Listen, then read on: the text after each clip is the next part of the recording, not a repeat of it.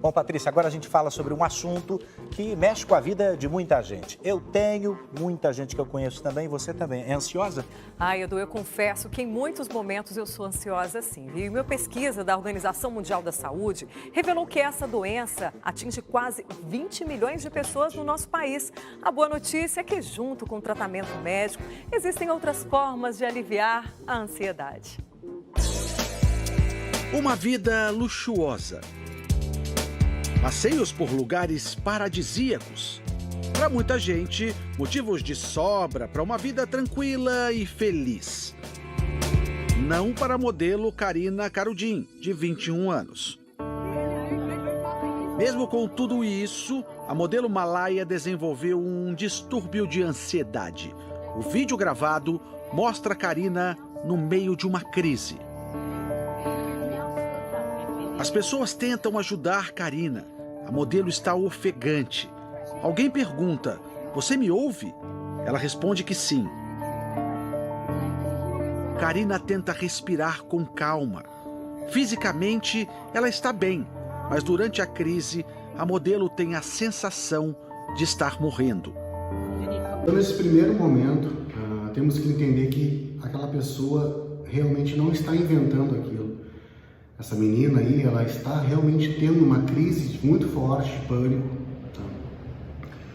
O que acontece quando a gente tem essas crises? Né? A gente começa a respirar mais rápido, né? A gente tem uma amígdala cerebral, né, que manda os comandos dessas emoções, né, para o nosso corpo, né, nas glândulas suprarrenais, que essas aí já disparam adrenalina e cortisol para o nosso organismo.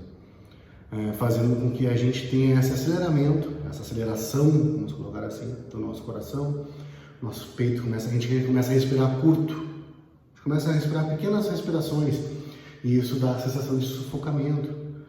Né? Então, não é que a pessoa acha que está morrendo, não, ela tem a sensação clara de que realmente está morrendo naquele momento. Já começa a passar na cabeça AVC, outros ataques, parece que vai desmaiar. E se a gente for ver o desmaiar, claro, não está tendo oxigenação no cérebro, porque ela está numa sensação de pânico total, apreensão total, angústia total, que ela não consegue respirar e manter o ciclo de respiração. Essa é uma doença terrível, sintomas pelo corpo todo, às vezes dor no braço, dor na cabeça. Então, esse sofrimento, acredito que muitos, né, já devem ter passado, ou passaram, né? São 20 milhões de pessoas no Brasil que já possuem essa doença, tá? Então, é uma sensação real. Mas o que causa a ansiedade? Os motivos estão relacionados a causas genéticas ou emocionais. Sim, isso é fato, é uma realidade mesmo. Né? Todos nós carregamos uma carga genética, então essas são crenças que são colocadas na gente, ou a gente passou tanto quando era bebê, na infância, na adolescência, foram crenças que a gente foi criando, absorvendo e criando aquelas raízes, né? Inclusive algum familiar pode ter ansiedade, alguém pode ter um pânico, depressão, né? Essa é uma causa, é fato.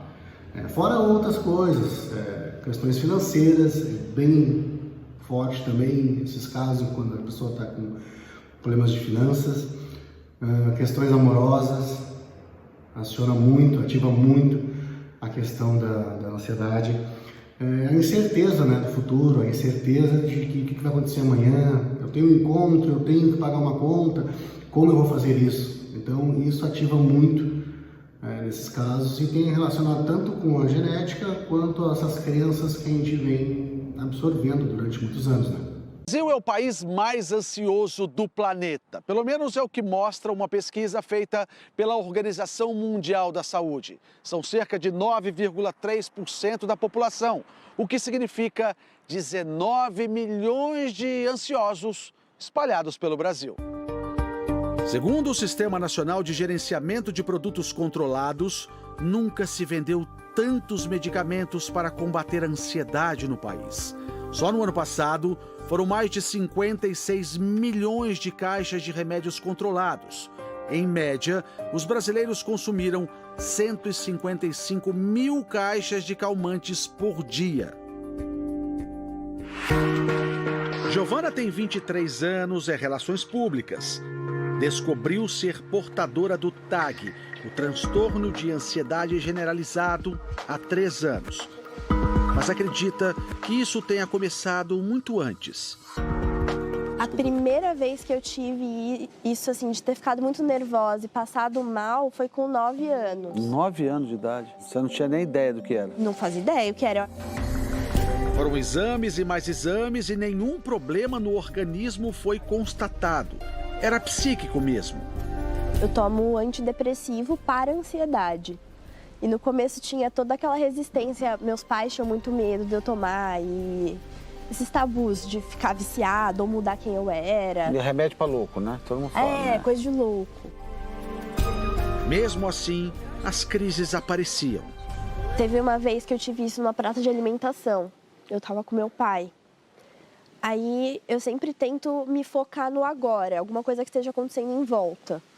Então, um cheiro, alguma coisa, um objeto. Aí meu pai me perguntava sobre, sei lá, qual a última série que eu tinha assistido, coisas que não tenham muito a ver. Aí ele fazia respiração comigo, ele pegava na minha mão, a gente ficava respirando. Respirar. Relaxar. E é justamente isso que o Thiago tem procurado. Ele é formado em engenharia e tem uma empresa de consultoria financeira. Não para um minuto. Está sempre com a cabeça a mil.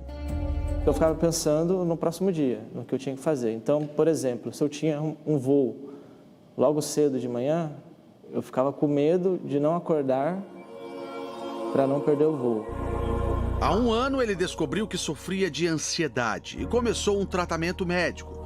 Além dos remédios, ele também começou a fazer exercícios. Eu me senti muito bem. A parte da respiração, assim, ajuda bastante. No ano passado, o Instituto de Pesquisas de Trabalho, Bureau of Labor Statistics, fez um levantamento das 20 profissões mais estressantes e com altos níveis de ansiedade.